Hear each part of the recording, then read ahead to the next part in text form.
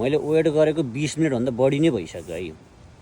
मैले वेट गरेको 20 मिनटभन्दा बढी नै भइसक्यो। मलाई चाहिँ 2 बजी लिन आउनु भनेर मेरो बुढीले भने कि म यहाँ आएको 20 मिनटभन्दा धेरै भइसक्यो। वेट गर्नलाई जस्तो गाह्रो मैले ओ माई गड मलाई धेरै नै गाह्रो भयो। 20 मिनट वेट गर्न मलाई धेरै नै गाह्रो भयो। अझै बुढीले के भनिदिएर चाहिँ सुन्नुपर्छ है गाइज। ल त्यहाँ आइरहेको छ अलिकति अगाडि बढाउनु पऱ्यो बाइक है। च्याक्क लाएर क्लच मार्नु पऱ्यो होइन गुड्छ नि त।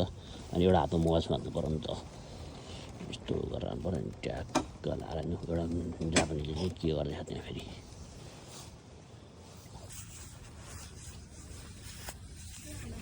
किन यति ढिला आएको? मलाई चाँडो बोलाएर किन ढिला आएको? को ढिला आइज अरे? घडी हेर्ने गरेको मोबाइलमा किन ढिला आएको? के गर्ने भने कस्तो के गरे यति ढिला आउने? अबदेखिबाट चाँडो आउनु न टाइम नै। अबदेखि म ढिला आउँछु है त्यसो भए। ल ठिक छ नि। ल गाइज अब हामी चाहिँ जान्छौँ है त। अब लाग्नु पर्यो हामी गन्तव्यतिर अगाडि बढ्छौँ है त। ल अब ट्याक्क लाएर स्टार्ट पनि गर्नुपर्छ होइन।